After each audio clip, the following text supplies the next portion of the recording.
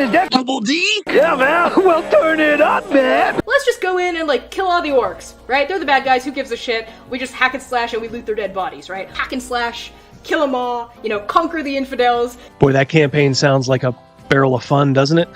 When I got fired from ArenaNet, other women in the industry, like all of a sudden, you know, people were randomly sending me $250 on PayPal. Somebody who's opening a refrigerator and leaning in, right, is the language of a woman. Somebody who's opening their refrigerator and being cut off halfway through that lean is the voice of like a mermaid or a siren, right? Orcs are just like evil elves, right? And they were like made by like an evil god. Well, you're the real racist here. You did it! It's graduation day! Yay! Yay! You're crazy! That's good because you fell, you fat pig! Have another go night! Have another go night! Okay, well, if you want me to crunch, give me partial ownership in the company. We want this dwarf to be the dwarfiest dwarf. Right. We want the elf to be the elfiest elf. And just the dashiest dash of Tabasco. Their voices need to carry across water. I'm a creative. It's a huge drain, right? Because fans can be awful. Costa del X, Lutherville, Marina del X, Otisburg. Otisburg? Who's this monster? She's got her own place. Otisburg? It's a little bitty place. Otisburg? Okay, I just wipe it off. That's all. It's a little town. Okay. We'll do it live. Okay. We'll do it live. Fuck it. Do it live. I'll write it and we'll do it live. Fucking thing sucks. In 5, 4, 3. Great! Great sandwich!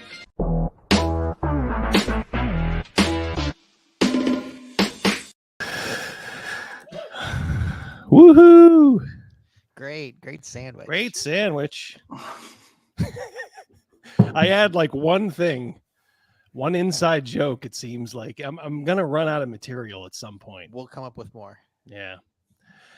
We are here with, well, I am your humble host, Double D. To my right is my wingman, Crazymouse. Mouse in the house. I'll make mincemeat out of that mouse. There's a 50-year-old reference for you. And our very special guest. It's not even being a special guest anymore. He's like like the Heather Locklear. Remember, like on Melrose Place? She was always a special guest. Yeah, but she was there every episode. Yeah. Yep. So, Greg Gillespie, how you doing, sir? Good. How's everyone doing over there? Oh, we are killing it. Doing good. How's the delivery business, Crazymouse? Do you have a good week? So far, so good. No complaints yet.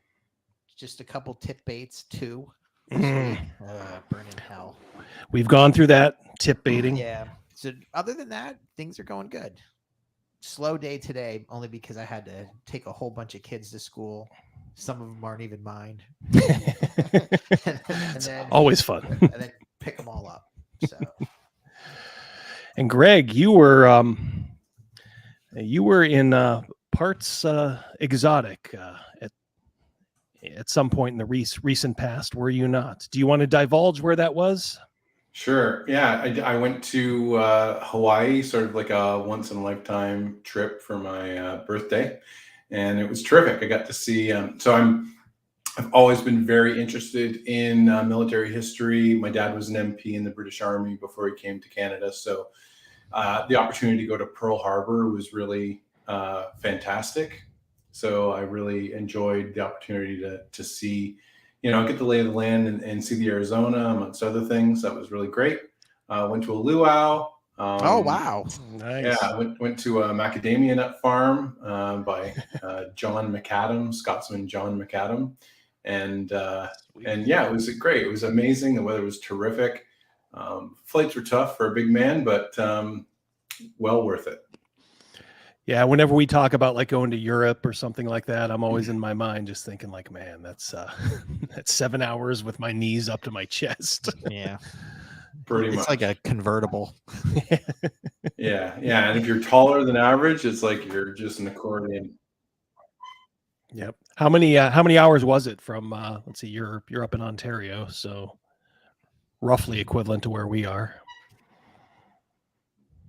Yeah, so I had 5 hours from Toronto to Vancouver, and then 6.5 from Vancouver to Honolulu. Wow, 11 hours, man. Yeah, it was crazy. Well, there was a fairly big layover on the way down, so that really sucked. Do you remember there was like there's like an Inside Edition a couple years back where they this girl like ambushed that one of those televangelists about him spending money on a private plane, and he was trying to justify it, and he said, yeah, it's something along the lines of, I don't want to be stuck in a tube with a bunch of demons. All right. If you've ever taken public transportation, I mean, the guy might have had a point. It's probably not appropriate for a tube of demons. A tube of demons, he called it. Thought that was rather amusing. Well, it's interesting, like if you watch, I love that episode of American Gods where Wednesday is talking to the protagonist, and he says, what's really keeping this plane up in the air? Is it science or is it faith, the fact that people believe it's up in the air? Let me tell you something. Every time I get on a plane, I have a ritual. I do this, and I put it right above the door as I'm going in. It's never failed yet, so that's what's keeping it up. Yeah, right. Dumb little rituals. Yeah. We also had something tragic happen when you came back. Your Dallas Cowboys they gacked again. They did. They really did. Not shocked. I mean, it was like we had to think. It was deja vu from last year, of course, with the San Francisco playoff game. Yeah, and so like the best team deserved to win. So any San Francisco fans out there, you had the stronger team, you had the better coaching, you had the better playing, you had home field advantage, you deserved to win. So that's the short version of the story. How about just a little long version? Can you describe what you thought was going to happen on that last play? Because there are some theories out there, and Coach McCarthy's not talking about it at all, about in case he wants to run it again. I honestly don't know. But after that kick punt returner caught the ball, Dak was following him for a lateral, and the thought process was he was going to switch the field and throw it all the way to the top of the television screen where Gallup and CeeDee Lamb were, and the three blockers, and possibly Zeke Elliott in theory. So good in theory. That's one of the theories of what the play was supposed to do. Yeah, well, there's theoretically and there's realistically, and sometimes what I would have figured is that given that they had the three linemen on each side plus the receiver on each side, that they probably would have tried to have overlapping fields of blocking as they lateraled to each other. I think that was the basic idea. To what extent that would have involved either Prescott or Elliott. I mean, Elliott's as slow as molasses, so he's the last person you'd want to have with the ball in that situation. Part of the theory was at the end he could just barrel over people and maybe get it into the end zone. No. All right. Well, before we start losing people or we start getting complaints, what's all this? We need a separate sports channel for this. We'll have about 50 subscribers, but we'll be able to talk about sports nonstop. Hey, Greg, we had a question for you about the town Helix. I remember before you mentioned it was named after a band. Yes, so there's a double entendre going on there. Is it also, hold on, is it also in the cartoon Dungeons and Dragons? That's the name of their town as well as Helix. It is. So as I said, there's a double entendre. With most things I do, there's more than one layer of depth. So it's a tip of the cap to Helix in the cartoon. Awesome. But there's, for any of you, I know a lot of D&D subculture carries over with heavy metal subculture, and we had a very sort of obscure heavy metal band in the 80s called Helix from Kitchener, Ontario, and one of their most popular song was "Rock You," and the chorus was "Give me an R, give me an O, give me a C, give me a K. What does it spell? Rock.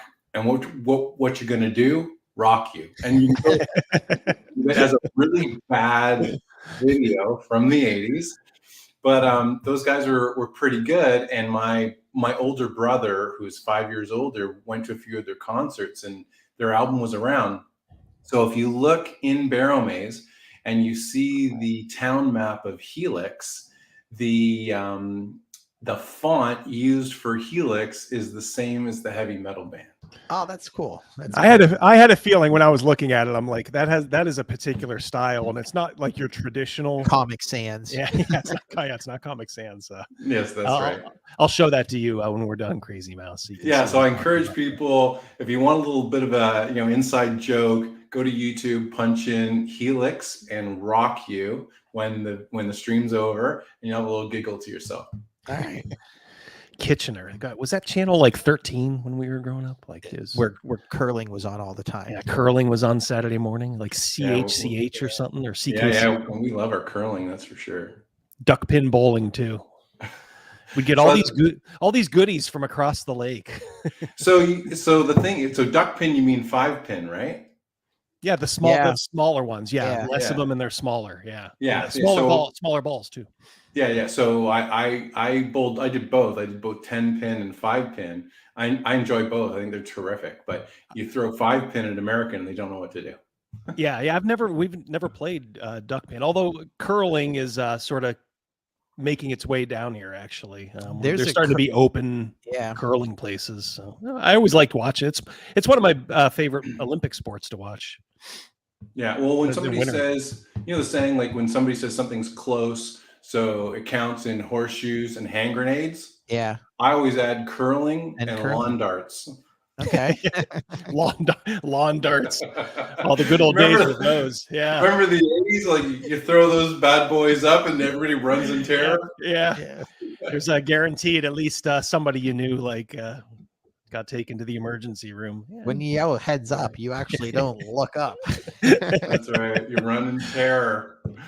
Oh, these kids today, they don't know what they were missing back in the good old days.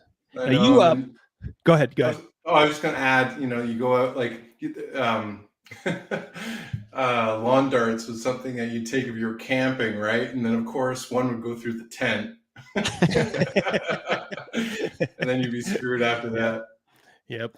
And as the younger brother, are you the one that got blamed since you were the younger brother? Of course. Yeah. Always. Always. You have is it a new product, the Mega Dungeon Monster Manual? Is that relatively new? Yes, that's right. Yeah. So I've been working on that for the last year or so. And so basically, I've got monsters that are really core to my vision of D&D. And then over time, those would get into the books. But then as the books have gotten larger, you have to make some decisions about what's going to happen with your space, right? So some could get carried over and some couldn't. And then some people will be playing one book but see a reference to a monster that's not there because it would be in a previous book. So I just brought it all under one roof for ease of DM use. But it's also great as a standalone monster manual and would fit very neatly with any other monster book you have for OSR play. Excellent. Well, you kind of before we get into the whole OGL orc and all that stuff, I thought I'd tell you we had our first death in Barrowmaze. So, we did. Huzzah! Yeah, it was Rogan too. Who's not? I mean, you're on the clock, people. I mean, I know. Yeah, it was pretty bad. Rogan's character was the victim. Yeah, he got whooped. Again, Klex the maligned, back for more. Right. Yeah, he had company this time. Yeah, they're making their way. The clock is ticking. These Orogs are after. They appear to be after this tablet that's rumored to be in this dungeon, and they've had to go back to Helix a couple different times to lick their wounds. Like my wife's character is pregnant, and her child is going to be somewhat significant. So she's like doing the math. She's like, you know what? I'm gonna nope out and become another like a mercenary who's in Helix. So she joined that way.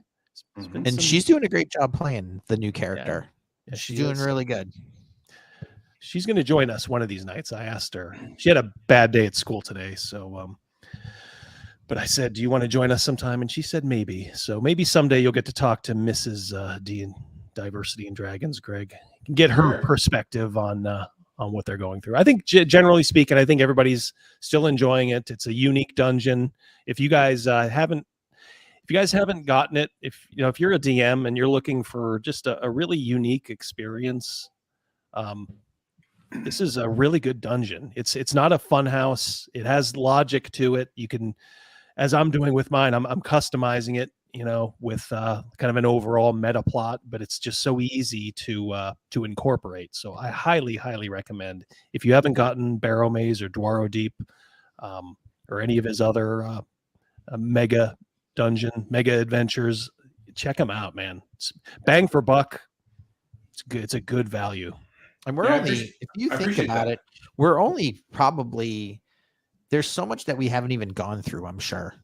Mm-hmm. Well, you'll never get to every square inch of that. Yeah. I mean, you've seen, I made the mistake of I printed out the map in sections and then I taped it together. So I think their jaws hit the floor when they saw me unfurl at one time as I was trying to get my bearings, and like, oh my God.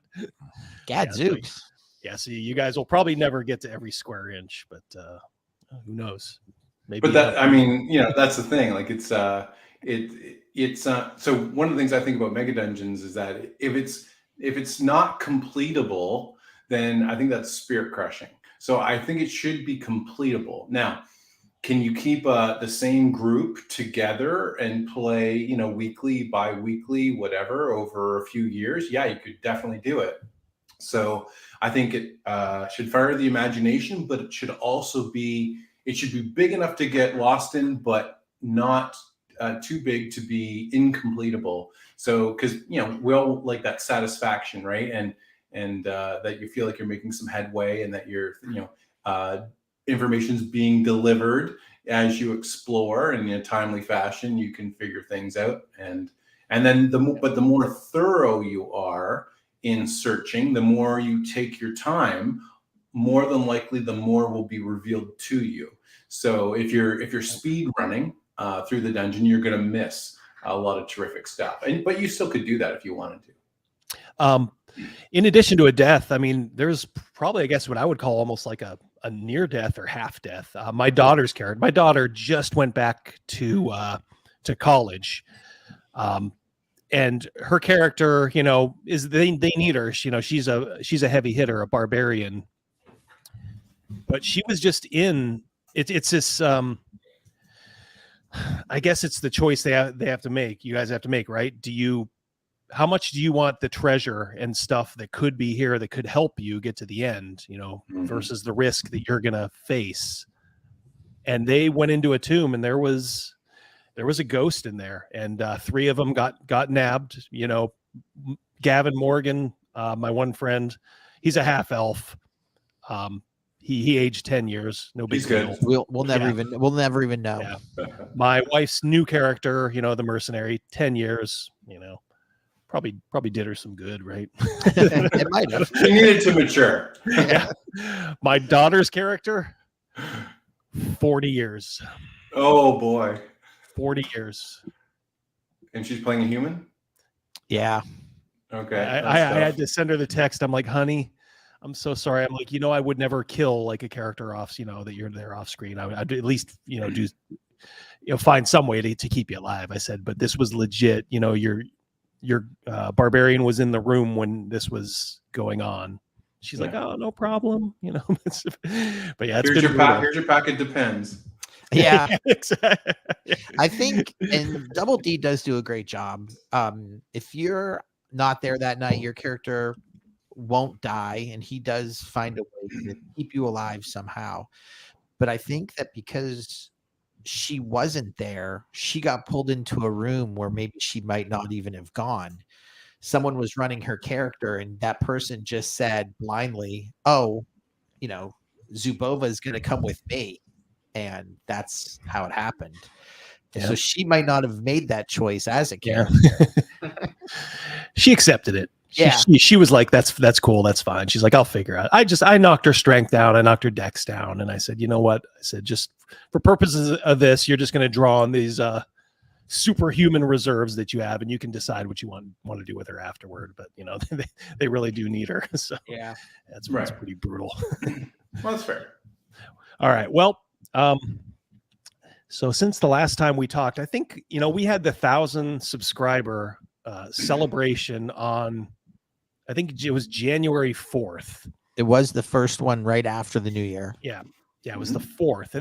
And then I think on the 5th is when all the, you know what, hit the fan as far as the whole Wizards of the Coast OGL drama. Boy, did it. We all know, you know, just in case for future reference, I will give the Reader's Digest. OGL, Wizards of the Coast, tried to revoke because they were being a little greedy and a little stupid. They wanted to revoke the original 2000 open gaming license and replace it with a far more restrictive one, and one that would enrich them quite a bit. And also, which to me is the prominent point now, has a hate speech clause, essentially. And who knows where that's going to go. They have buckled a little bit, but surprisingly, I thought they would completely surrender. They are bound and determined to revoke OGL 1.0 and replace it, even though they're making all these assurances. Anything you've done before is good. Anything you do in the future, though, is going to have to go under the revised OGL 1.2, which has this stupid hate speech clause in it.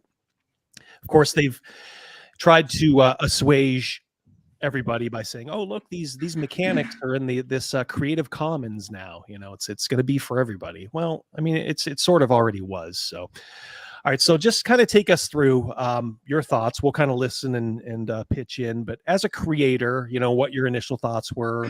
I think I know what you're doing, you know, going forward. Maybe if there's been any financial impact. The floor is yours, Mr. Gillespie. Well, I think my initial reaction was sort of shock. I think we all were working under the impression that the OGL was both perpetual and thus irrevocable. So, you know, for me, I'm not quite as influenced as somebody who's making their income from gaming, strictly speaking. So my feelings were I was upset and angry for the people who are both the companies, both big and small, even for the, you know, the hobbyist that just does a little something like a zine or whatever, all the way up to, you know, the Paisos of the world. So I think the OGL was something that was based on trust, and now that trust has been broken, even if they backtracked to that point, how if you were someone that was making your income primarily from the gaming hobby, could you ever place your trust in terms of your income, your ability to put a roof over your head, your ability to pay a mortgage? Could you trust Wizards of the Coast and moving forward? And the answer is unequivocally no. You can't do that. Now, so that's one part of it, and then put that aside. But there were so many poison pills put in the initial drafts and the drafts that I've seen since that that just further reiterate that this is not something that we should accept. Now, fortunately, you know, you can't copyright game rules. You can copyright the, you know, aesthetic presentation of game rules. So I think what it means is, the question every creator faces is, do you want to be beholden to Wizards of the Coast? So they've made it clear that not only are they going to update this license, they reserve the right to update it at any point in the future on a relatively short notice. And people can't base their livelihoods. So their purpose was to not only to stifle the competition, it was to obliterate the competition. And they learned very clearly from the schism that happened with 4th edition, with the advent of Pathfinder. And they want to make sure that as soon as people walk out of the D&D movie, the first thing they Google is the Dungeons and Dragons crappy 6th edition, or 1 D&D, or D&D done. When does that movie come out? The end of March, by my understanding. Okay. So what I would encourage all your viewers to do, and encourage those viewers in their networks, go and ratio the D&D movie trailer. Ratio that thing like we did the Rings of Power. And not only that, go back and monitor whether they're deleting dislikes, whether they're deleting comments, whether they're deleting reviews eventually on the Internet Movie Database, as Amazon did, because that's what we're facing. Now, when we all act together, we have a voice. But when, you're just like, when you get frustrated and it's just like, oh, I just want a game. I just want to show up at game night, and I just want to immerse myself and have some fun with my friends and roll some dice. I'm all for you. I'm 100% on board. But if you enjoy the hobby, you owe it to the hobby to go and ratio that movie into oblivion. And you put comments in there that are unequivocal, and you make your comments public. Don't pay any attention to this garbage questionnaire that WotC's putting out. That's nonsense. That's just to try to control the negative feedback. Post your negative feedback on TikTok. Do it on Instagram. Do it on YouTube. Wherever you have your means, have your voice heard. Because if you love the hobby, you owe it to give back to the hobby right now. So that's the second part of it. Some of the poison pills. Now the diversity statements, that's quite honestly, that's just liberal social control.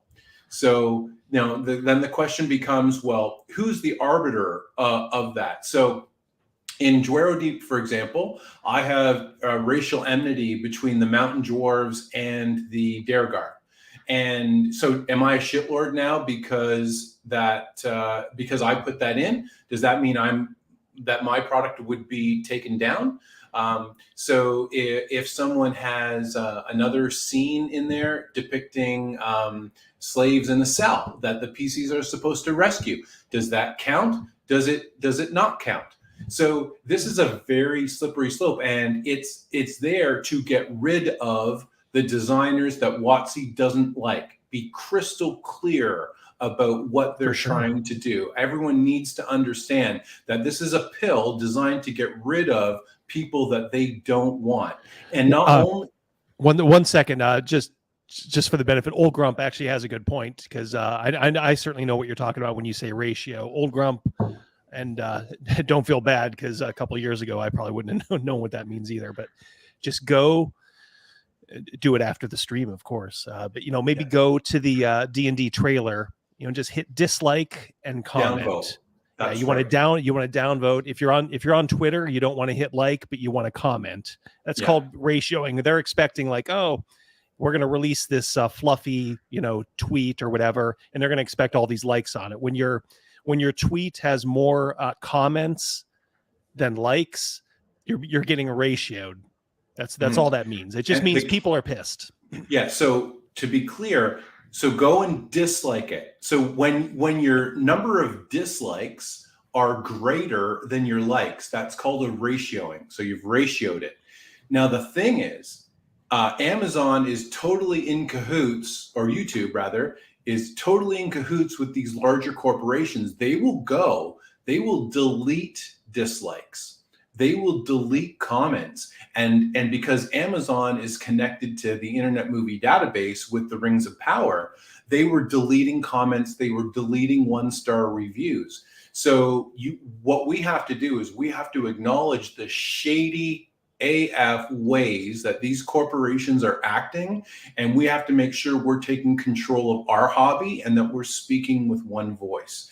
So just to get back to the diversity part of it, who's going to, there's a lot of gray in a diversity statement like that. And, and who's the arbiter of who gets called an ism or a phobe, and what constitutes that level. And you know, another thing to consider too, if they're saying that, all right, so anything published under the original OGL will remain after we deauthorize it, right?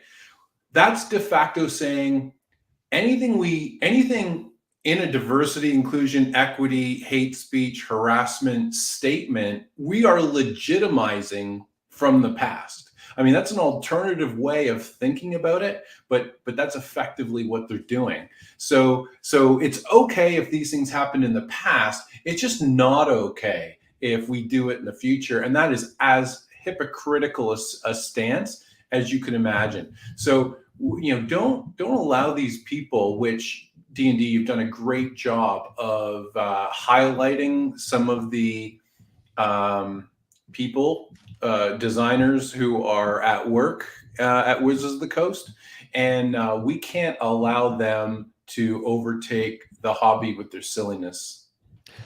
You know, it's been my contention that, you know, the people that we're allied, quote unquote, allied with against Wizards of the Coast, and we are all allied right now. These are going to be fickle allies because most of these people do not mind this hate speech clause. And I will give a perfect example here. This is Linda Cadega, the one who broke the story on Gizmodo about the leaked OGL. Linda is trans. Linda is if you follow her tweets, she's kind of a lunatic, a very odious individual. I think I called her, you know, but she goes on here. This is a follow-up piece a couple days back. Wizards of the Coast seems committed to having a firm stance on bigoted and hateful content, something that people praised in the leaked draft. No, they didn't. I was going to say who praised it. Nobody even mentioned it. They only mentioned it when you idiots fell into their trap. When they came out and said, "Oh no, this was our main point all along," and these dum-dums just nodded their heads, you know, like, yeah, I guess so. They're so easily manipulated. If you include harmful, discriminatory, or illegal content, we can terminate your OGL license to our content, reads the statement. While this is, in theory, a well-intentioned and necessary policy, you're seeing how the other side thinks here, people. The fact is that this will require moderation, of course, and upkeep from Wizards of the Coast. Oh, and I'm sure we're going to get very unbiased moderation and upkeep from a company up in Seattle. In the wake of Spelljammers... Completely agree. Yeah. In the wake of Spelljammers' inclusion and public treatment of the Hadozi, they always go back to that. Which Wizards of the Coast should have just said you're full of it. Nothing was intended, you know, whatever. But they're gutless as well as stupid. It remains to be seen, yeah, if D&D is capable of moderating this kind of content in a way that will be respectful, inclusive, and progressive. You know what that means? They want a supreme Soviet of a board. You know, of people like Nicole Lindroos at Green Ronin, you know, these pink-haired, angry women. You know, but you see how Linda ends it here. The idea, however, is a good one. No, it is not a good one because you are not the ones that are able to arbitrate that. By the way, Crazymouse, we lost you. Yeah, okay, all right. But so it's just to jump in there. So, you know, I was around a lot of scholars of the Olympic Games in my graduate training. And in Olympic studies, the study of the Olympic movement, the current Olympic movement, there are what were called onside scholars and offside scholars. So if you wrote mean things about the Olympic Games, you were now an offside scholar and you never got access to the Olympic archives. And if you were an onside scholar, that means you towed the line, you get access to the archives, but you were not hypercritical. So the onside scholars were mostly sellouts. And this is what I see when I read that language is I see we want to create a community of people that are either onside or offside. And if you're offside, it doesn't matter. the veracity of your intellectual statements. It doesn't matter the level of creativity and innovation you bring to the game. If you're offside, you're offside.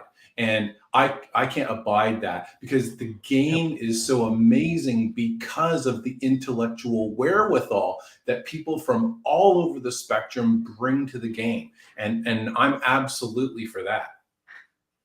Yeah. It's I don't want to say it's like frightening, but I don't know. It's just, to me, it's just revealing. Like, I'm almost glad they did this, because it's just going to push people in different directions. Now, unfortunately, a lot of them are being pushed to into the arms of someone who's not much better, in my opinion, and that's Paizo. But it is pushing a lot of people towards the OSR, some alternatives. Mm-hmm. Well, I mean, so one of the first things I said when this information broke is I said on my Facebook page, everyone just be mindful of the people who are speaking out now and the people who are quiet. Yeah. That's going to tell you who has their heart in the hobby and then who has their pocket in the hobby. And there's a difference. So a lot of these social media influencers and people that you like to follow on Instagram and TikTok and wherever else, they were bloody quiet. And they're quiet because their pockets are in the hobby. Well, my pocket's not in the hobby, and my pocket is somewhere else. And I'm going to speak my mind. And I don't give a crap about anybody else. And I saw initially it's wrong. People have based their livelihoods and some large companies on this document that's been available for 23 years. You don't, as a good faith gesture, you don't do that. You at least, if you're even going to do that, you give people a lot of warning. So then it becomes the question, what came first? The announcement of 1D&D or this idea about what they wanted to do with the OGL?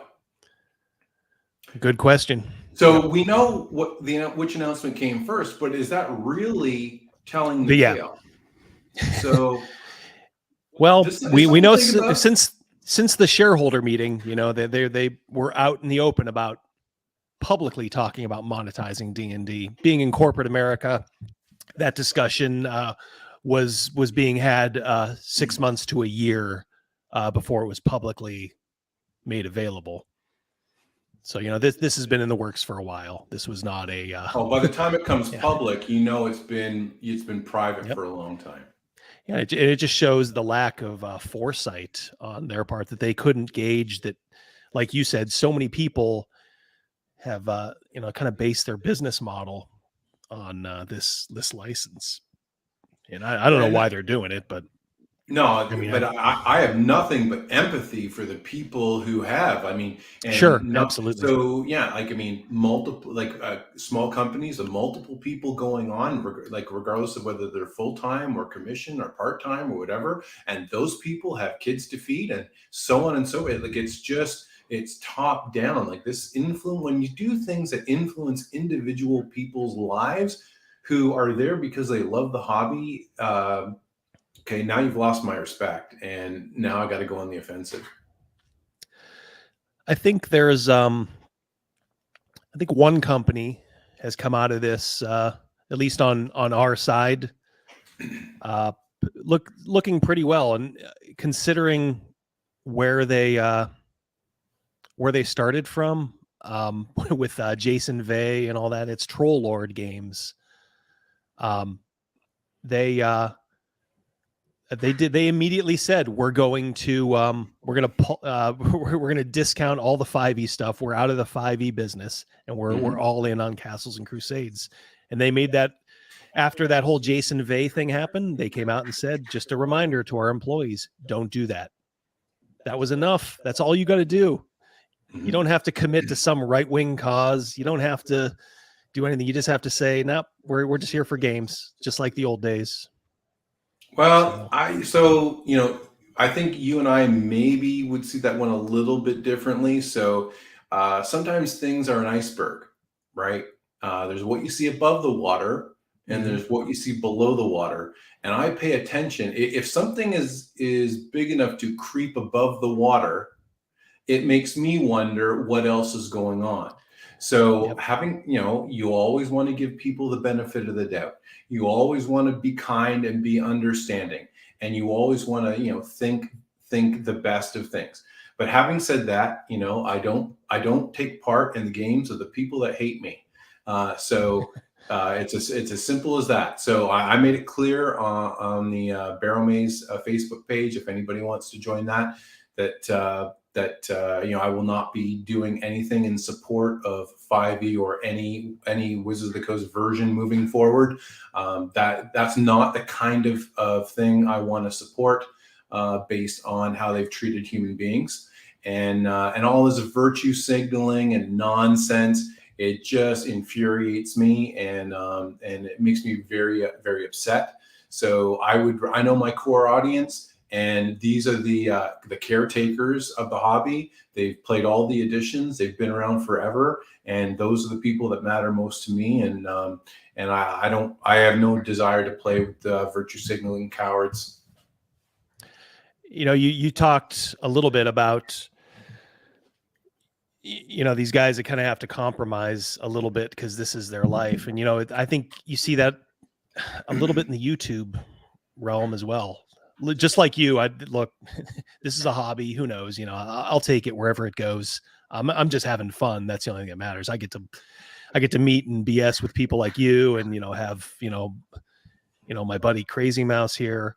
So this is all just gravy for me. I don't need this, but it's nice, and it would be nice to grow it and kind of turn it into something. But you can tell the ones that. They're trying to make YouTube their life, and they're so afraid to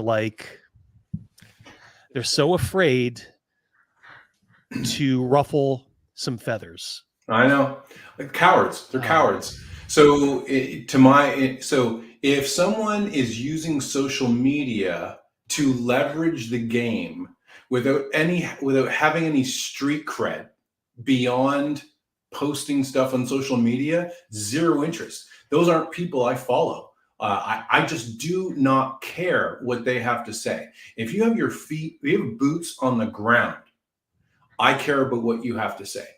But these people, because I don't know what extent they're being paid to say what they want to say or to do the things they're doing. So I put no stock in those people at all. Yeah, it's a little disappointing, when you see it. But yeah, I mean, like you, I try to give some people the benefit of the doubt, but it's almost too like when I hear people kind of join this space in YouTube and they're like, oh, I was a lifelong liberal, and then all of a sudden I saw the light. I'm like, part of me says, all right, welcome to the side that can think. But part of me is don't think for a minute that part of me is not saying like, what took you so long? How could you examine this philosophy of life that is just so wrong? This leftism, and at any point in your life, look at it and say, this is for me. I don't know. Yeah, so it's the end of the day, it sent everybody scrambling. So because nobody can trust WotC moving forward, even if tomorrow they decide, okay, we're not going to deauthorize the original OGL, who would trust them? No. So if you're subject to the administration of a company, which will switch out every 5 or 7 years. And universities are no different than private corporations. Well, they're a business. Yeah, but the thing is, but you have to keep doing what you're doing. So in my example, the administration of the university will switch out every 3, 4, 6 years. And yes, they'll do what administrations do, and they'll come down with nonsense policy this and BS that. But at the end, does it affect when the doors close in my lecture room? Does it affect anything? No, it doesn't. But they have to justify their jobs, and that doesn't mean that I have to give up the tenets of what I feel are critical in the education of young people because somebody has a job as an administrator and wants to push things in a different direction. So at the end of the day, that's kind of how I feel about the Wizards of the Coast deal. They're woke AF and they're moving in that direction and they're going to push people to the OSR and other games. Hey, that's terrific for me. That's terrific for all the people that I enjoy playing with. And at the end of the day, you know, I think we want neutral games. You know, if you want a game where if you want to have very dark themes in your game, hey, it's creativity. It's allowed. You're allowed. And if you want to have a more fluffy game with safe words and whatever, you go do that. But that's not what I want to do. And it's not how I design either. And I'm never going to design that way. I had a chuckle there. I watched the video on this safe words, and I think that common sense just would kick in from the players that if something's getting out of control, someone would just say something. Yep. We don't need a session 0. Is that what it was called? Right. Yeah. It's a good point too. And you know what? It has applications kind of to what we're talking about in that the market takes care of this stuff. So if you're a player in a game and your DM is being creepy and weird, and I do not doubt, you know, that those DMs are out there. Trust me, we've ran across a few at the conventions, but you know, you either just kind of take it for, you know, an hour or something. Look, it's just words. I'm sorry, it's just words. And then you know what you say? I'm sorry, this game ain't for me. You know, I'm gonna have to nope out. But you know, thank you very much, and boom, you're done. You're free of it. That's how adults handle things. Now we have to wave little cards because we're all attention whores, and look at me, you know. And it's like the same thing has happened with the hate speech. You don't need it. Look what happened to Judges Guild. You know, when they're, you know, that Bledsoe guy said some things he probably shouldn't have said. Look at, you know, the new TSR. You know, they put some things in Star Frontiers they probably shouldn't have put in. The market spoke and said, you know what, you're done. So it's like, well, okay, what the market will take care of these things. You do not need these artificial constraints because it will just throttle creativity in the long run. It will throttle creativity, and it's no different. Like I played, you know, I'm sure you know a lot of the listeners and you guys as well. You've played Axis and Allies. Some people have home rules for Axis and Allies. And so you can play with the group regularly and like, you know, those house rules really aren't for me. That's not as fun. I'll go play over here instead. How is that any different from this situation? Like if someone's using dark themes and it's not your jam, you don't hold up your yellow card or whatever, or use your safe word, which mine is keep going. You just move on to a different game. Look, my wife sees this. She's teaching 5th graders. You do not want to know where, you know, Western society is going. These kids are animals.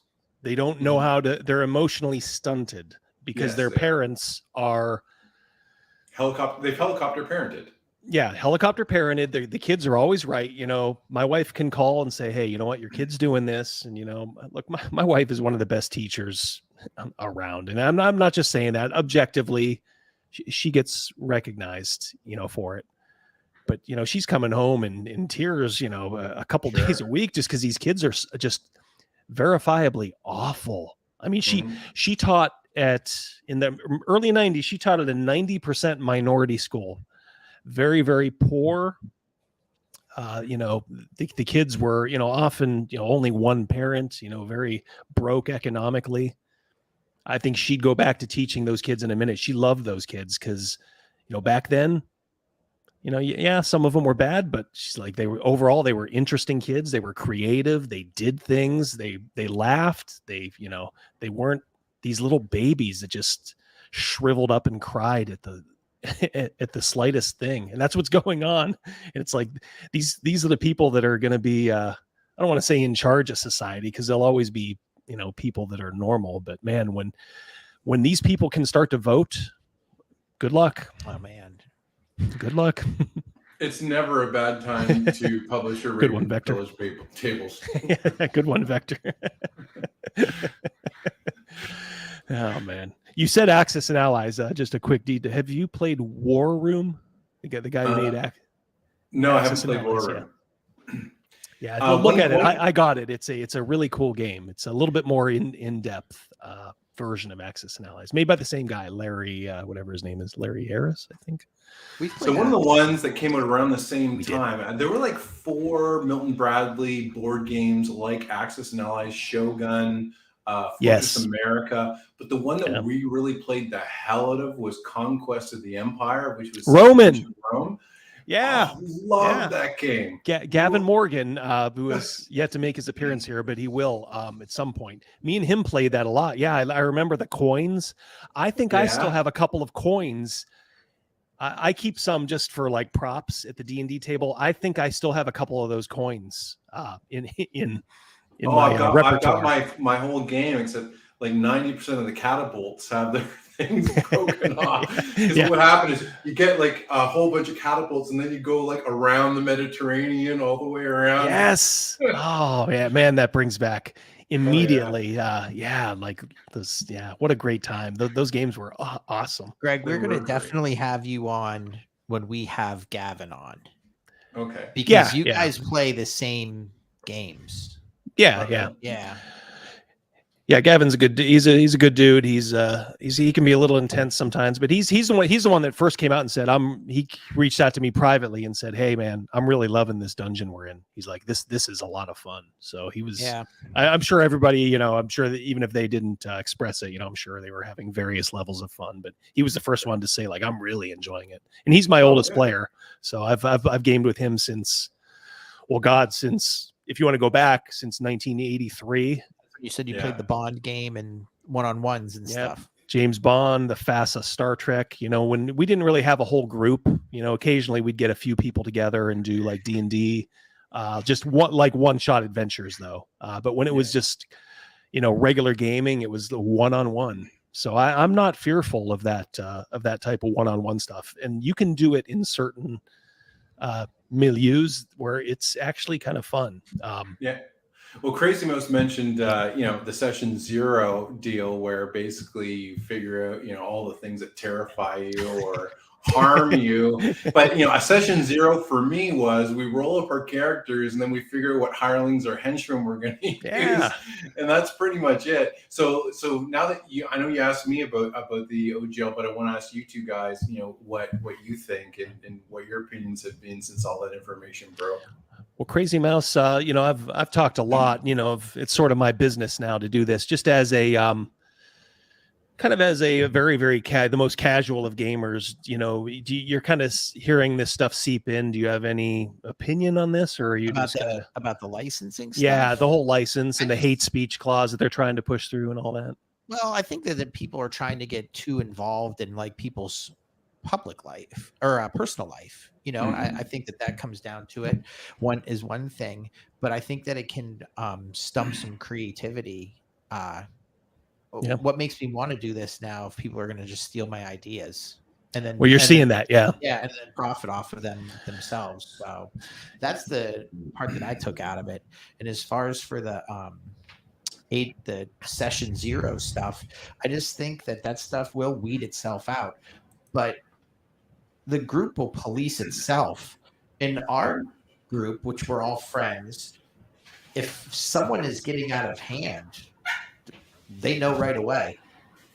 Yeah, I would say so. Yeah, there's 20 years will do that. There's probably unspoken signals like, okay, sure you want to do that, but Yeah. it's or just a text message to a player that's being a knucklehead at the table can fix something like that. Yeah. And unfortunately, that happens very, very rarely. We have a pretty solid group overall. By the way, I don't know if you saw that, Greg. I'll put it up again. This is another member of our group. He is the Philadelphia Eagle fan. So okay, but it looks like he's enjoying it. Good luck to you this weekend. You got a good challenge. Yeah, I think they got that one in the bag. It's just whoever's going to face him in the AFC. But like I said, we will talk about that at some other point. As far as like the Paizo license, I was surprised all the people lining up for it. And I understand maybe the allure of the orc license, but I'm seeing, all right, so you're seeing Goodman Games who are, maybe hit or miss as far as like their philosophy outside. But I'm seeing like Frog God, Necromancer, guys that I had always thought, were, pretty solidly, leaned a different direction. What is your whole take just in general on the orc license from Paizo? Do you think it's a trap? Do you think they're just going to pull the same thing down the road as far as the hate speech that Wizards of the Coast did? Well, I would foresee it going, the hate speech part of it, but at the end of the day, I don't think it's so much about the whatever kind of OGL they come up with, but rather it's going to be more about the SRDs that come out of it. So if they're using the same model where there's going to be an OGL created, but at the end of the day, all those different creators would have their own SRD. And then you could publish to those games through that SRD and that OGL. So if the orc license doesn't have the diversity, the die statement in it, I would foresee some companies putting the die statement in maybe in the SRD. So, that's yet to be determined. But from my point of view, I would rather do it my way and not be beholden to anybody else. So if you're not going to be beholden to Wizards of the Coast, why the F would you want to be beholden to anybody else? And at the end of the day, that's I think the point that we've reached, and I think that's just the logical conclusion that any rational person would come to. Yeah. So so when my rule set gets released, it will be neutral. There'll be no nonsense statements like that. So the people that want to play a game that's more your session 0 stuff, if they choose to do that, they can do that. And the people who don't give a crap about that, they can do that too. And I think that's how you should be moving forward. If you're using your games to forward your political, ideological agenda, you need to look yourself in the mirror and ask yourself why you're doing that. Oh, exactly. Yeah, exactly. So are you saying that you're probably going to sign up under the orc license when you're not going to? Okay, you're just going to do it. At this stage, I would say that's a definite no. Now, I never say never, but I know I have a very firm understanding of what I think people want. And the thing is, the difference for me vis-a-vis somebody from a small company or a big company is I'm not beholden to anybody. I don't have to have an inflow and outflow of publication to pay bills. So I'm going to do what I think is in the best interest of the game that I enjoy, the version I enjoy playing, and the version I think most people enjoy playing. And at the end of the day, I'm going to do that, and I'm not going to be beholden to anybody. And then just like with any product that's brought to market or whatever, you let it go. And over time, people will vote with their feet and with their wallet. And Yep. if they think you're doing the right thing, it will rise to the top. And if they don't think you're doing the right thing, it'll flow back down to the bottom. And I'm very comfortable with that. So, someone in the chat very accurately mentioned authenticity, and I believe that if you're authentic and people are flipping pages and they're seeing, wow, like this person knows what they're doing. They have the same vision that I have. That resonates and it speaks for itself. And I'm just a very firm believer in that. So you're thinking of your own rule set. I'm assuming like OSR. I think you said before you kind of play a version between basic expert and like one AD&D, right? That's right. You're gonna kind of craft it along those lines? Exactly along those fault lines. Yeah.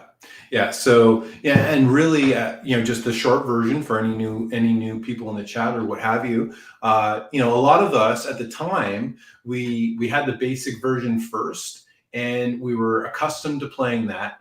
Then when AD&D came out, it was a little bit impenetrable, and it had a lot of rules that, quite honestly, you didn't need. So what we did was we grafted the Chrome of AD&D, so classes, monsters, magic items, onto the basic engine. So it played fast like basic, but it had the options available in AD&D. And I really believe in two things. That's the sweet spot in the OSR. Number two, vanilla medieval fantasy is also the sweet spot in the OSR. There's room for the more dramatic stuff on one side of the spectrum or the other, but the average person who just shows up to their gaming group once a month or twice a month, they're not looking for extraordinarily weird settings, extraordinarily weird situations. They want to roll dice, attack some orcs, and have some fun, and that's what I want to do. About 40 to 400 of those orcs. That's an old school reference right there. 40 to 400. Old Grump has a question. Are there some boundaries you won't go past, Greg? I'm not sure what boundaries, I guess maybe like any verboten subjects in your game, like, I don't know, sex, or, do you do the old fade to black, or, are there any areas you won't go in? Well, there are. And so at the end of the day, I think some things come down to good taste. So yep. Okay, now what's defined as taste is often in the eyes of the beholder, and pun intended. I think, do I need to have sexual subjects? No. Can I hint at sexual subjects? Yes. Can I have the subtext of a thing suggest one thing without actually going there? Yes, I can do that. Now, under Wizards of the Coast policy, would that make me a shitlord? I have no idea. So there's that part of it. Now, I did have, if I'm very honest here in my response, and I don't want to give away something for your Barrowmaze players, but there is a point right towards the end of Barrowmaze where there's some fairly dark subject matter where the players are locked in a situation and there's really only one way out. So I knew what I wanted to do. So my job as a DM is to find a way. I want to get to somebody. I want to impassion them to do something. And sometimes that can involve lighthearted material. Sometimes it can involve a little stuff that's a little more dark. So I went a little darker in that spot. And years later, I got an email from somebody that said, I was reading through this and this really resonated with me relative to my personal life. And I was a bit concerned about it, and I wanted to email you and ask what you thought. And I'll be honest, I hadn't considered it from that person's point of view. So I said, I hear you, I understand what you're saying, and I do appreciate you emailing me, and I'm going to keep that in mind moving forward. And that's exactly what I've done. So there are some things. So, what might be verboten for someone is not for somebody else. And we have to make sure that we're trying to, fashion a game that's enjoyable for everyone.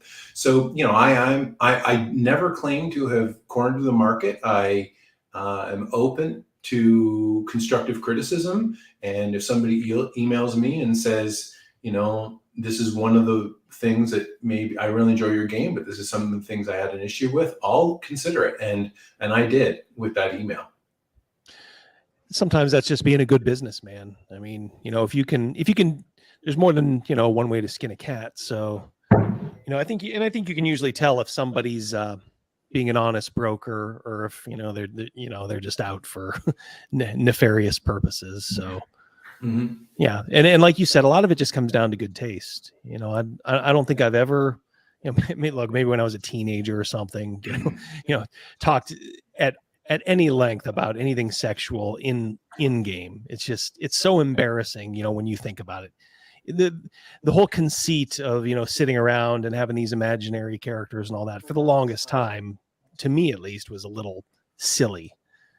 To add on top of that, explicit sexual material, that was a line pretty quickly I never crossed, but even like violence, like, look, if something horrible had happened, I don't know, like say a child had died or something, I would try to handle it as tastefully as possible. Like if it was a PG-13 movie, if yes, you hint at it, make no mistake about what happened, but you don't need to dwell on certain things.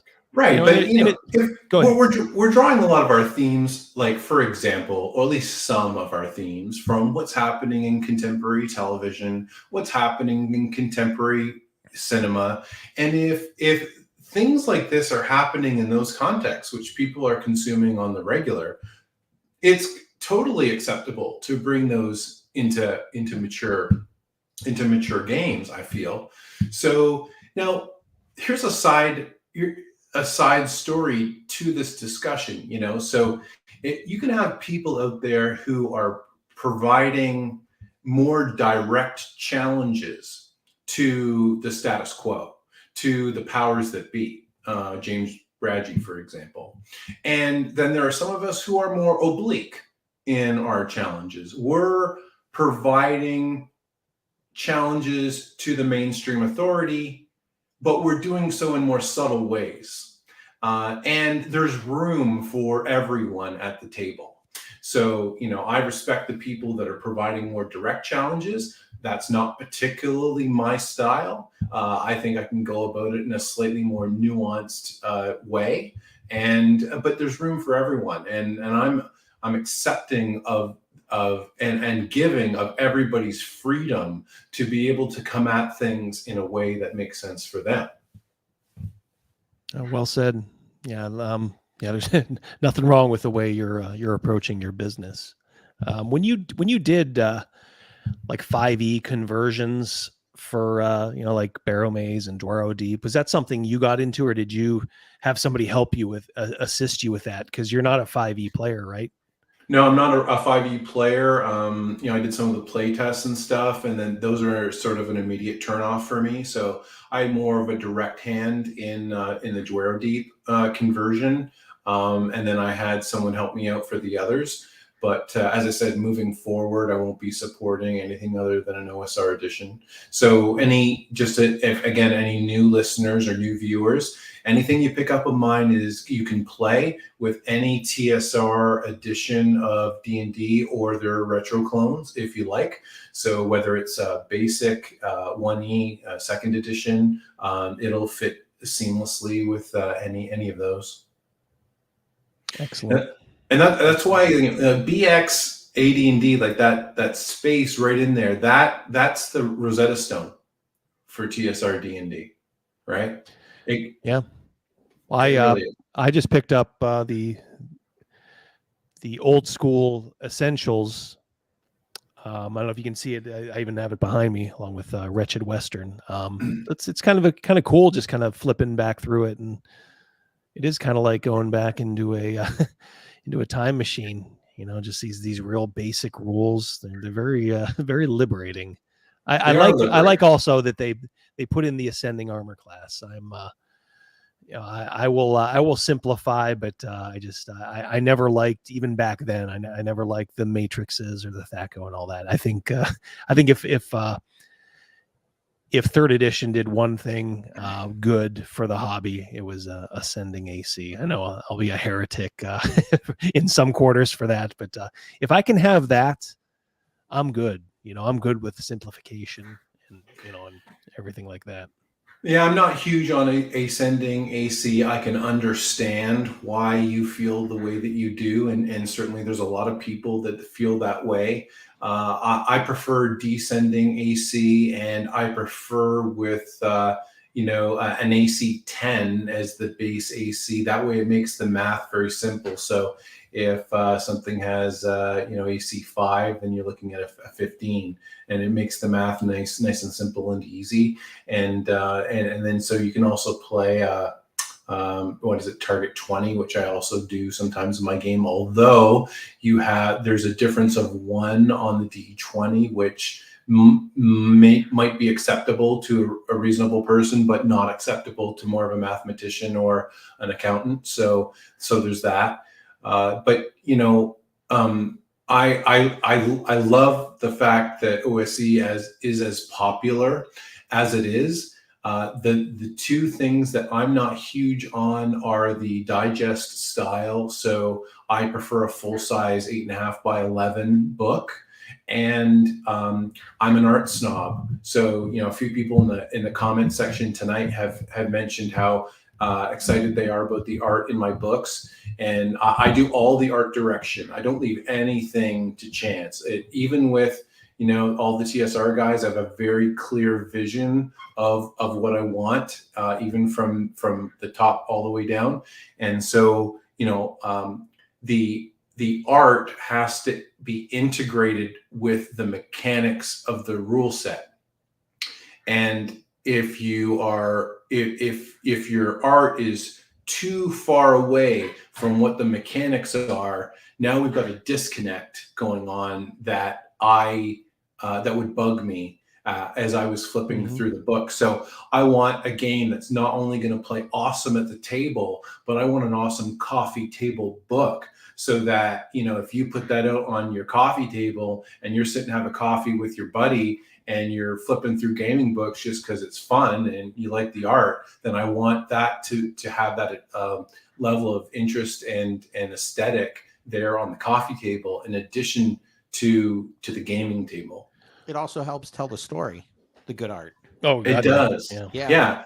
Like something as simple as this, like if you're dealing with a medieval fantasy setting, dudes are not going to shave. There's going to be beards everywhere. And, to see these like really super clean shaven adventurers, no Tender boys. No one's going to shave. Like just cut the nonsense. So those things affect the verisimilitude of the art for me. And I often tell artists, beard that dude, scruffier. Those are things that I think speak to the rule set. I don't know if you can tell by the background I've put here, even on the TV behind me.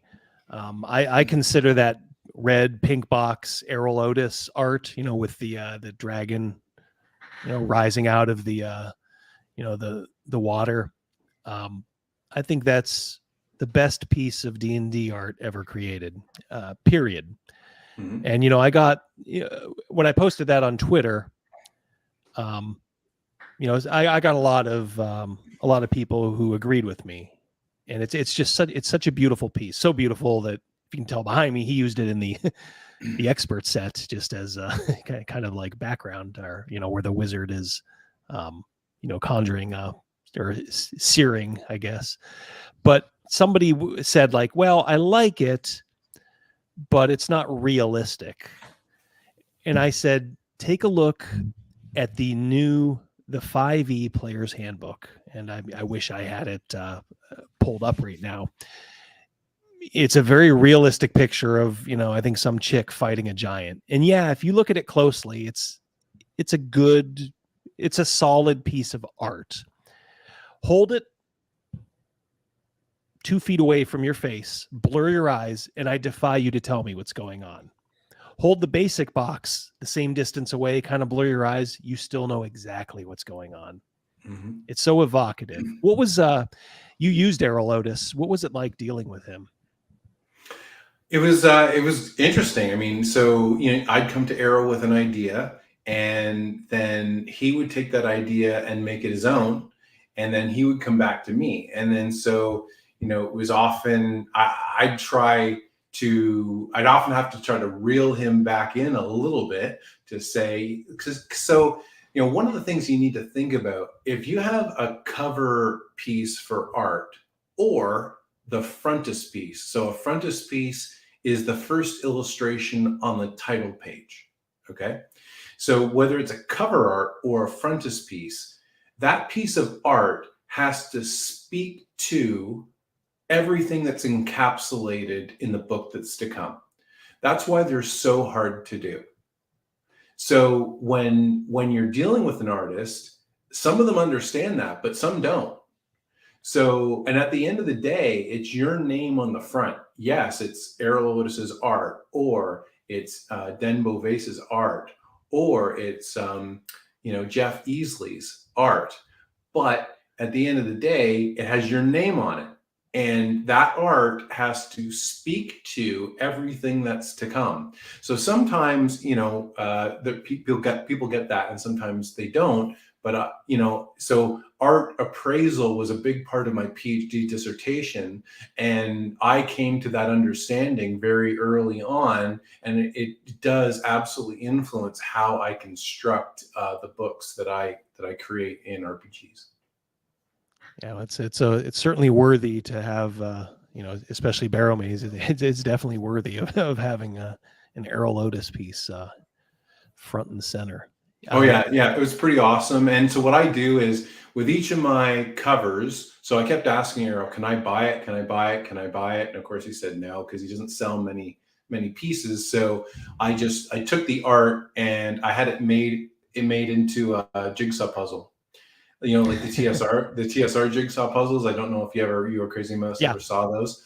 But, I did. So I had made it into a jigsaw puzzle. So one of the rituals that I have is, as a book is nearing its close or coming close to publication, I order the jigsaw puzzle and I put together the jigsaw puzzle, and then I glue it to a background and I frame it, kind of like Archaea, which you see behind me. Oh, nice.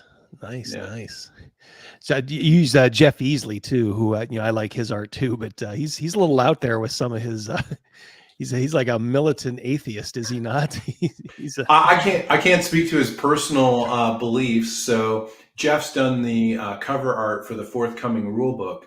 So nice. it's taken a while to penetrate the defenses, to say, hey, here I am. I'd really love to work with you, and these are some of the things I've done in the past, and it'd be really terrific to work together. So yeah, so that's come about, and it'll be on the cover of the rule book.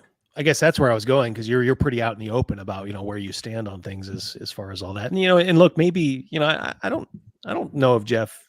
I don't know if he put anything out there with a specific leftist bend, unless you just include atheism as like leftism. But I remember coming across a couple of videos of his, and man, if you are a Christian or something like that, he will have issue with you. But who cares? As long as he can do good art, and he's willing to do business, that's the way things used to be, right? Well, I'll work with anybody that is reasonable and friendly and accommodating, and whether they're on one side of the spectrum or do they want to create good gaming material that people will be using not only 5 years from now, but 10 years from now or 15 years from now. Like, if you have that kind of long-term vision, because that's where I'm at, and then that's somebody I would probably want to work with.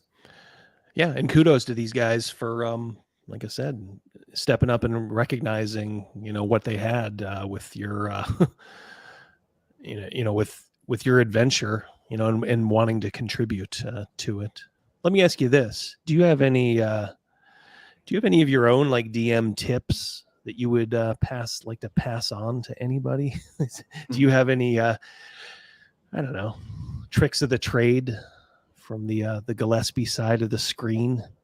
Or would you prefer to keep that a secret? No, I'm happy to share. If anybody has any questions, definitely fire off in the chat. I would say, so a couple things that are really core to what I do is roll out in the open. So the only thing I don't roll out in the open would be thief skills. Which is what we do. Yeah.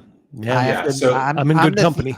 I'm the thief in the group, and a lot of my rolls have to be behind Double D's screen. He sits right next to me, and I'll let him roll his dice, and he knows me well enough. Like I won't fudge, especially with him, but not at all, but especially with him. So I'll just say, drop that right behind the screen and tell me what I'm adding to it. Yeah. So I am the roller. I just don't see what I roll. Yeah. So if one of my players is playing a thief, they know their percentages, etc. But having said that, I'll roll the die. They don't get to see it. And then say it's a 35% and they roll 45%.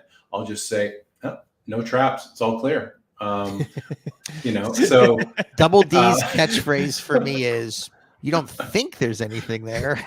Right. And as when I'm playing my thief, to the group, I want to exude some confidence.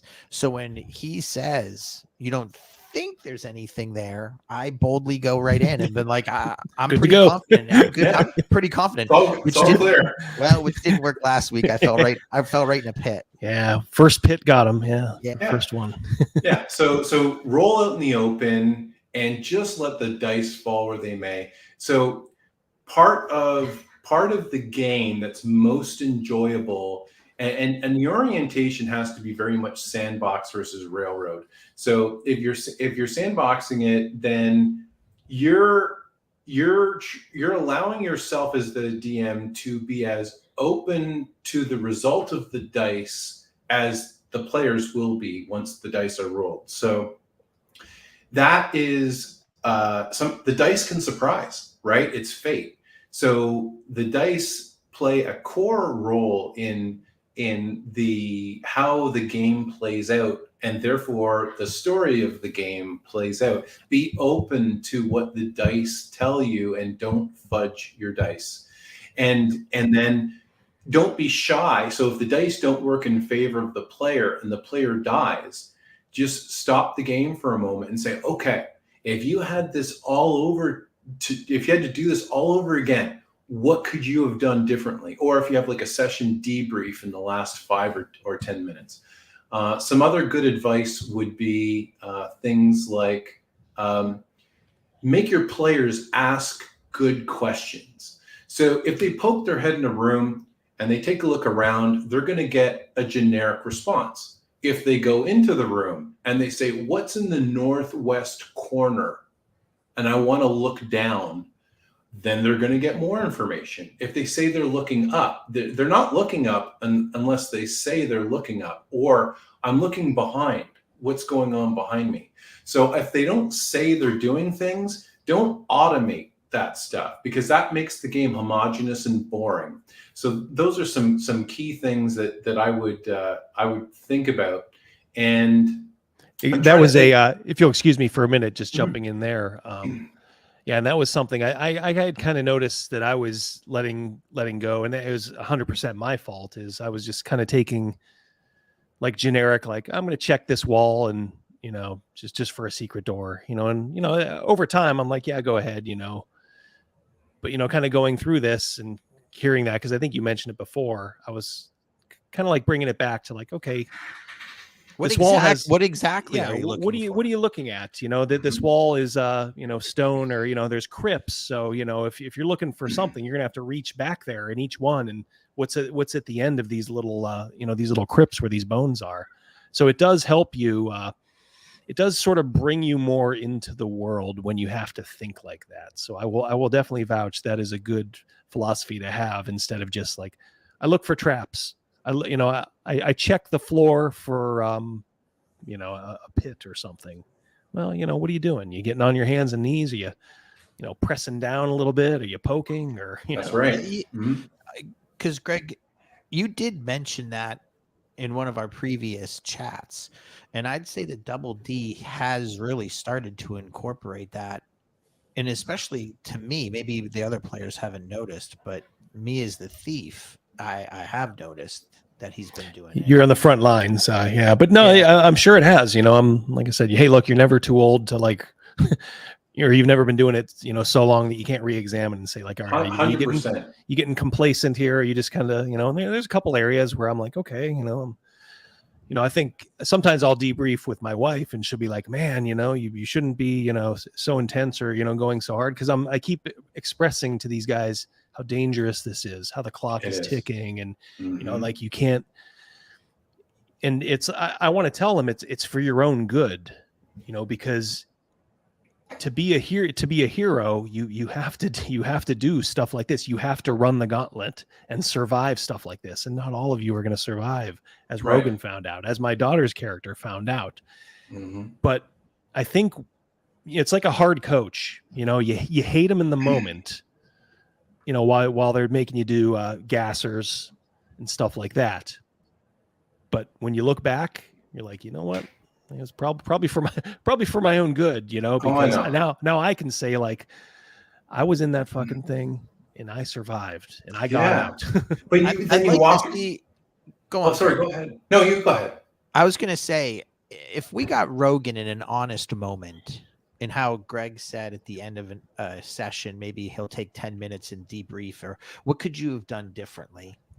I think that Rogan's character passed away because he was making, on that particular night, one horrible decision, like right after another.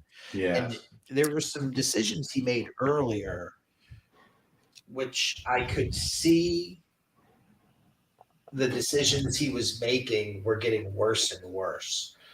So I would say in an honest moment, did he? The big one was they declared that they were in front of this door where they had to go.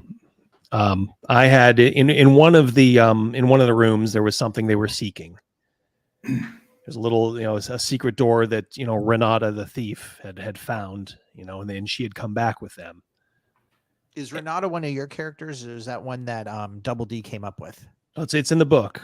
So Renata. But is that a personal character? Renata the robber. Yeah. I like her. She's like the Robin Hood, but morally ambiguous.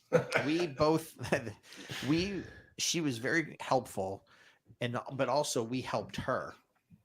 So it was like it was a good relationship. Basically, I had it like she got separated from her group.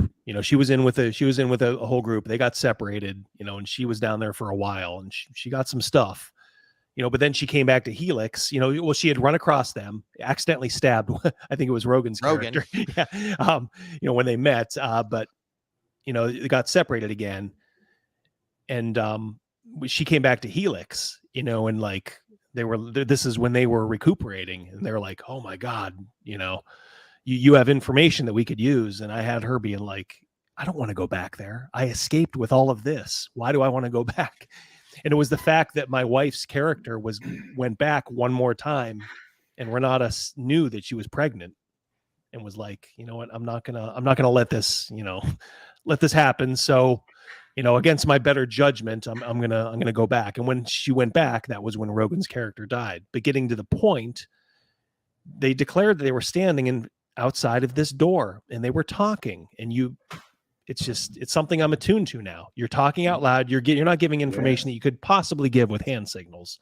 Well, no, maybe we should do this, blah, blah, blah. And I'm like, okay, yep, you guys are discussing this. I made sure to say you guys are discussing this. Well, guess what? Walked in the door, boom, there's Klex the Maligned again. There's someone just as bad. Boom, right there. And yeah, they took care of him, but unfortunately, Rogan's guy had to pay the price. And that was kind of the lesson, was just you guys have to think better as a group, you know, what you're doing. You know, and they are to lesson learned. They are getting smarter. You know, the wizard is he really wants to get out of here alive.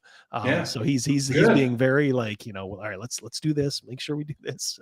Well, the areas where a DM gets to crunch are light, sight, time, and noise.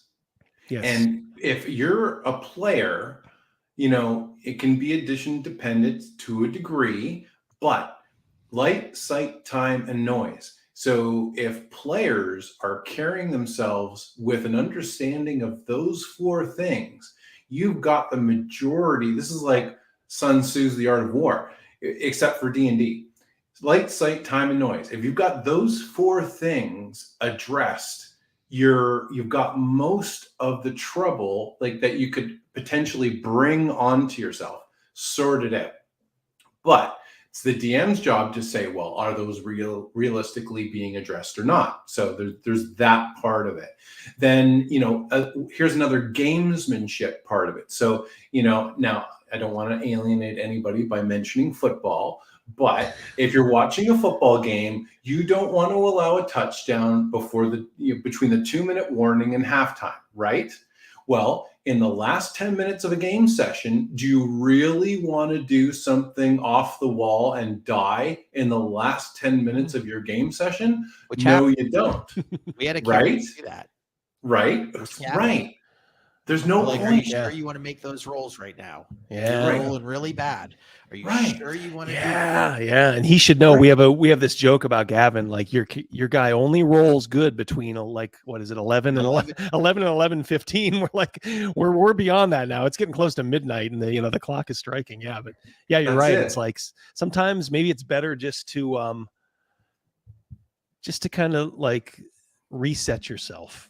Right. But just think, you know, there's the games we're playing a game, we're trying to immerse ourselves, but we're also gaming. So players are gaming the game and DMs are gaming their game back.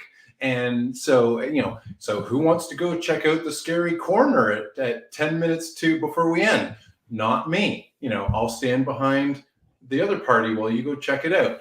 So there's that part of it that I think that's the gamesmanship part. Then the last thing is, you know, DMs don't kill players. Players kill players through, reckless or foolish play. And the other consideration there is just fate, which is the dice.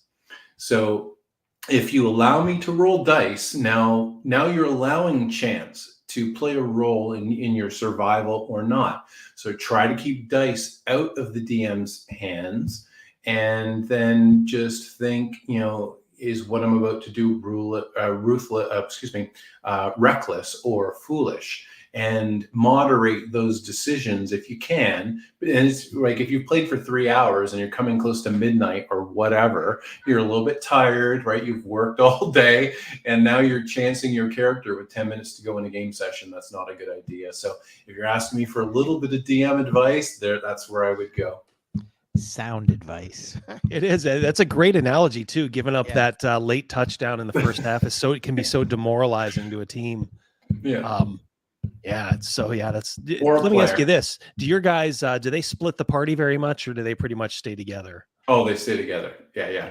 They know what the score is. So, you know, if they think they're in a nice little tight formation, I'll attack them from above. I'll attack them from the sides. I'll attack them from behind. You know, I'll do what I can within the confines of the adventure is written, and random monsters and things of that nature. So they don't do that because, you know, in early editions you're of course much more fragile. There's strength in numbers, and that's part of the good gamesmanship. Let me ask you this: do you, and I can't remember if in the last time we kind of went deep with you, but do you play like any other like games in your regular rotation outside of fantasy? I couldn't remember if you did or not. No, I don't. I have time in my life for one love, and that's what I've got.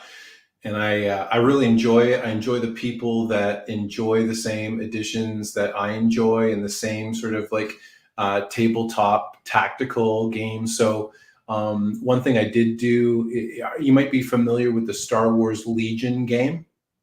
Yes. Yeah. Okay, well, Star Wars Legion sucks. It's awful as a tabletop game. Mm-hmm. So I blew it up and started over using an amalgam of OD&D rules and the rules from the Aliens board game from 1989. And it's it like plays a crossover episode. Yeah, it plays fast, it plays fun, and it was in particular designed to appeal to my son, who at the time was about 11 or 12. So lots of terrific miniature tabletop eye candy, and yet lots of fast dice play with a little bit of crunch, but not enough to slow down the gameplay. Nice. Sean says, Greg, when your players are kicking your awesome boss butt and you are rolling like crap, do you get peeved that you're not making it tough for your players? These guys always get on me and they think it's because I'm malicious. I'm not malicious. I want there to be drama with the dice rolls. And there's just some nights, and you know how it is, because I roll in the open too. These guys see every roll that I do. Mm-hmm. So some of these rolls, some of these nights are just pathetic. It's like Babe Ruth calling a shot and then just hitting a dribbler back to the mound. It's just like, all right, here it comes. 2, 4, 1. Ah, shit. None of that stuff hit. They'll always see me kind of shaking my head like, God damn it. And they'll be like, what are you getting mad that you can't kill us? And I'm like, oh no, I'm like, I want it to be, I want it to be close though. Yeah, no, I don't fudge any of that. Like if my players are rolling hot and it's a boss battle or something like that, my players are rolling hot and I'm rolling cold, I'll swear at them. Or I'll call the sort of what I do. Yeah, I'll call the rolls BS or something like that, even though they're rolling in the open too, of course, and so I can see the rolls. And there you go, Sean. I'm in good company. Yeah, that's in friendly, in jest, back and forth, right? Like, yeah. So there's that. But sometimes I'm hot and players are dying like droves or in droves, or their henchmen are dying in droves, and then they're swearing back at me. And that's totally how the game is supposed to be played, right? Yeah. Little bouts of like yelling, like, oh goddamn, what the hell? But yeah, I mean, look, in the end, this is how you do it. And these folks that have the X cards and all that, I don't understand how they're really depriving themselves of an experience. You can kill my NPC, just don't kill me. Yeah, an actual quote from I don't know. Did you see my latest video? I don't know if you had time to, Greg. I certainly wouldn't. I certainly would understand. You're a very busy guy, but I did. I watch your videos in bunches, but I don't think I've seen that one. Yeah, I'll give my impression of it. Yeah. Someone was talking about. Well, I'll tell you what. I'll let you go. Let me set it up. I did one on safety tools. And it was from a video by Chaosium, a Chaosium interview, one of their flunky employees interviewing one of their star DMs. Yep. Who looked very much like an SJW. So go ahead. Yeah. And she just said, well, you can do that. I give you permission to do that to an NPC, but I don't give you permission to do it to me. Insanity.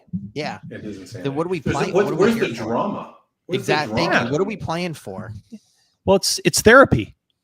It really is therapy, and I said at the end, stick around. I'll give you the 3 types of DMs: the coward, the virtue signaler, and the amateur therapist. And there are a lot of DMs out there who think that they are amateur therapists and that they are qualified to deal with these folks.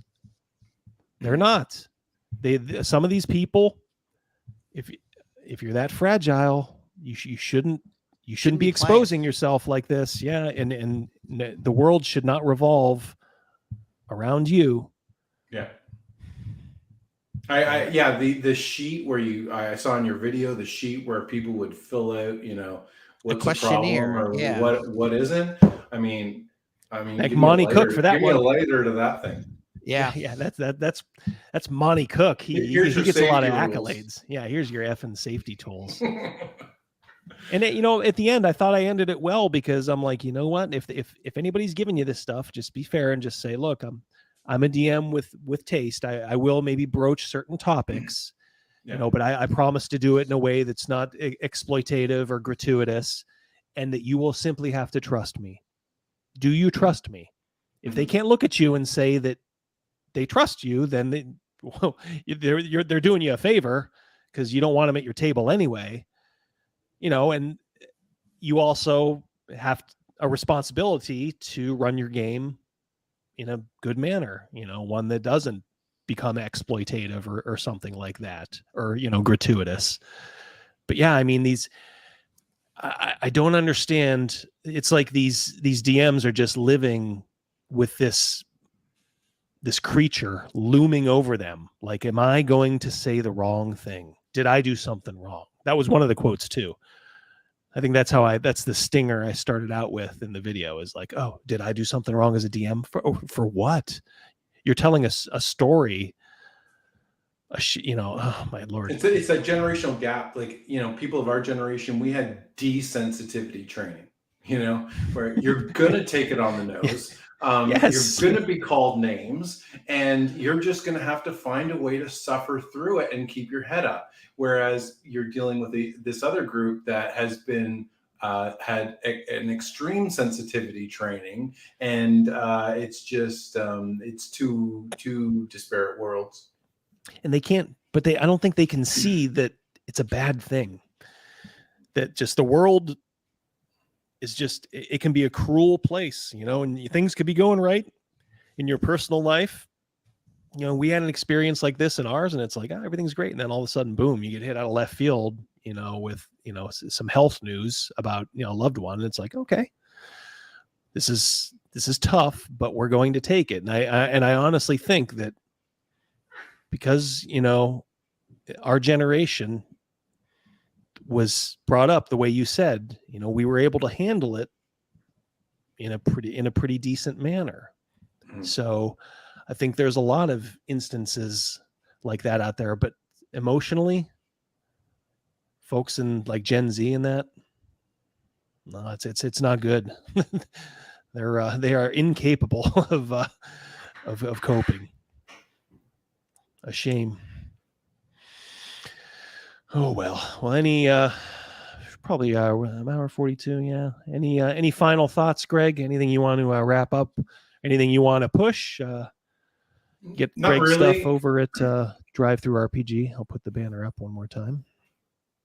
Not really. Just I want to encourage people. We're in an uncertain time right now with all this OGL nonsense, and just don't worry about anything in that regard. The dust is going to settle. The hobby is going to be stronger for it. It might look a little bit different, but those AD&D books on your shelf aren't going anywhere. And, things might take a little slightly different form moving forward, but they're still going to be awesome. It's not going to, as I put on my, on the Barrowmaze page, it's not going to influence what I'm doing one little bit. I'll have to modify and adapt just like everybody else will, but we're going to press on, we're going to move forward. And I feel very optimistic about where things are going to go. And I feel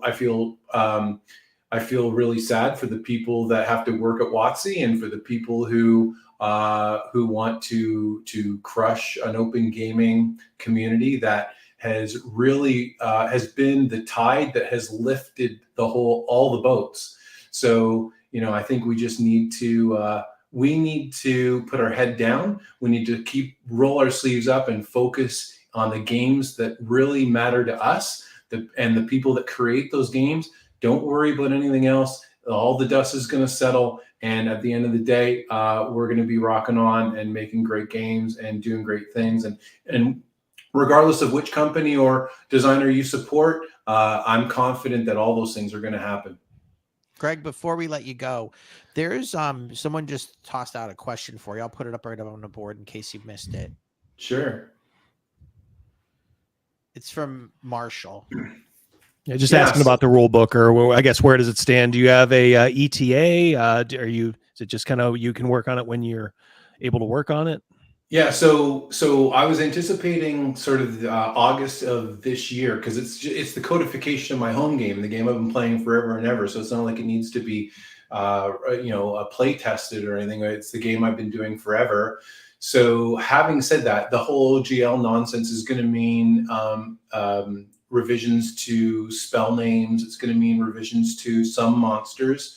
And then I'm going to have to incorporate all those things. So it's going to probably push back things a couple months, but not significantly so. I'm going at it quite voraciously right now, and wordsmithing everything to the best of my ability. So I've had art ordered since this time last year. And the Demons and Devils section is extraordinary, done by Ken and James. It's so kick-ass. And then the cover by Jeff Easley is really amazing. It has a tie-in to Dwero Deep, which is my last mega dungeon. And then so it's just a matter of laying things out and then fitting in the spot illustrations. So we're pressing on, and hopefully the end of this year. Yeah, we'll just say second half of the year. Maybe we'll get a progress update from you. So yeah, I know you said you work pretty diligently on this stuff. I know you said before you devote time and you bang it out. So I'm sure you'll do it the quickest time you can. What are you gonna say? Yeah, I was gonna say, but also, just from the talking with him, he wants to put out a good quality product. Oh yeah. So we're not just going to put out something that you're not proud of. No, see, one of the things, so you can look around at some of the other rule books and things, and the art is really chinsed and the layout's really chinsed and there's gaps and things of that nature. And I am not going to do something like that. I want to do something that when it hits the ground, it will have longevity. So it will be not only a usable game in 5 years, it'll be a usable game in 10 and 15 years. And it'll be that coffee table book. So you'll be able to put it on, you'll be able to fit it right on your shelf with your other books from that time period. And it'll be like somebody was rummaging down in their basement for their old D&D books. And they're like, oh, look, lost tomb. here's a lost tomb from the 80s, and then if somebody gets that kind of feeling, then I know I've done things the right way.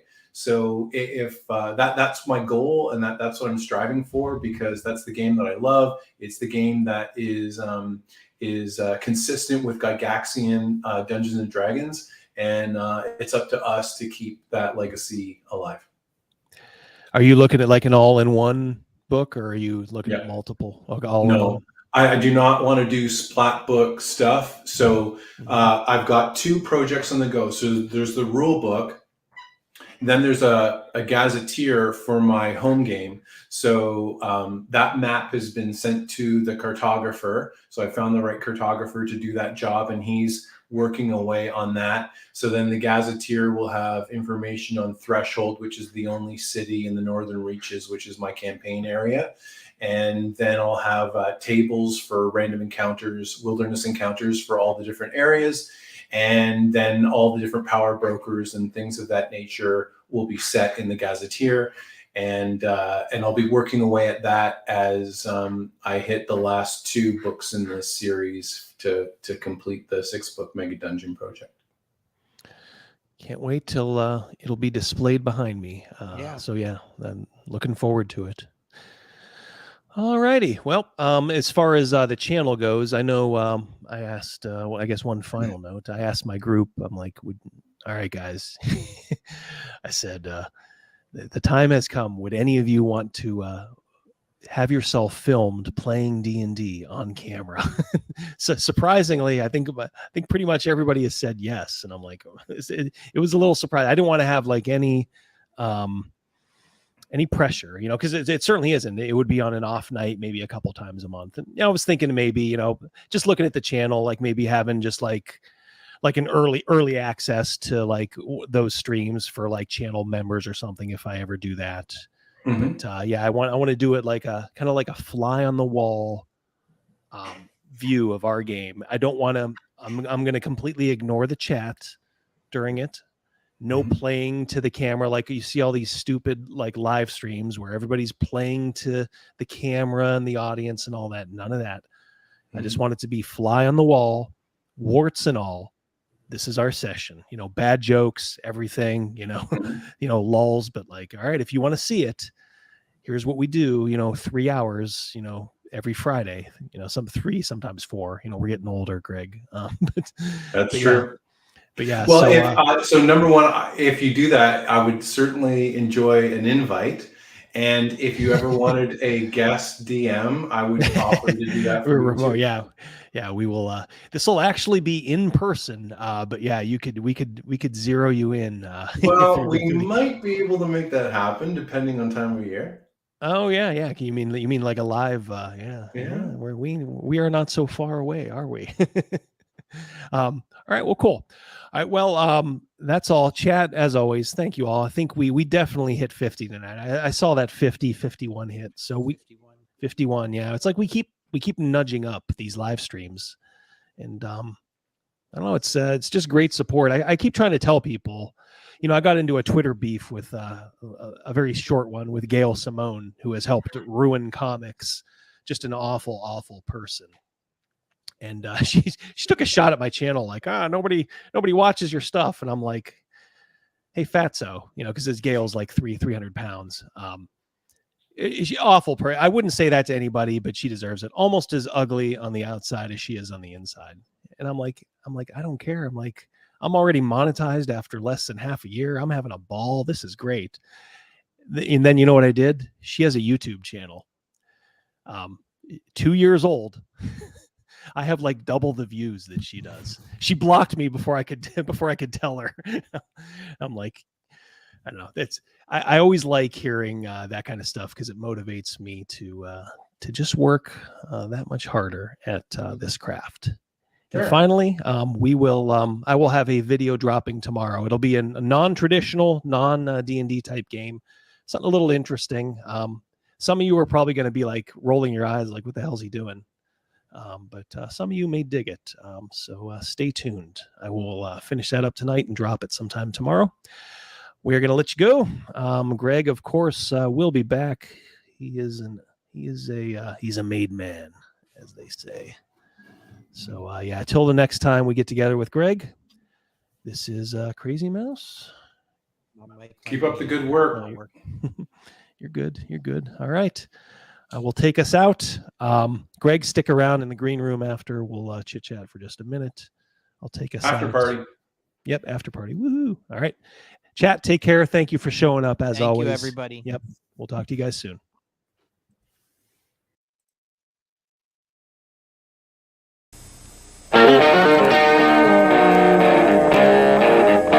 Hey man, is that Double D? Yeah man, well turn it up man. Let's just go in and like kill all the orcs, right? They're the bad guys, who gives a shit? We just hack and slash and we loot their dead bodies, right? Hack and slash, kill them all, conquer the infidels. Boy, that campaign sounds like a barrel of fun, doesn't it? When I got fired from ArenaNet, other women in the industry, like all of a sudden, people were randomly sending me $250 on PayPal. Somebody who's opening a refrigerator and leaning in, right, is the language of a woman. Somebody who's opening their refrigerator and being cut off halfway through that lean is the voice of like a mermaid or a siren, right? Orcs are just like evil elves, right? And they were like made by like an evil god. Yapple japple! Well, you're the real racist here. You did it! It's graduation day! Yay! Yay! You're crazy! That's good because you fell, you fat pig! Have another go night! Okay, well, if you want me to crunch, give me partial ownership in the company. We want this dwarf to be the dwarfiest dwarf. Right. We want the elf to be the elfiest elf. And just the dashiest dash of Tabasco. Their voices need to carry across water. I'm a creative. It's a huge drain, right? Because fans can be awful. Costa del X, Lutherville, Marina del X, Otisburg. Otisburg? Who's this monster? She's got her own place, man. Otisburg? It's a little bitty place. Otisburg? Okay, I just wipe it off. That's all. It's a little town. Okay. We'll do it live. Okay. We'll do it live! Fuck it! it live. I'll write it and we'll do it live. Fucking thing sucks. In 5, 4, 3. Great! Great sandwich!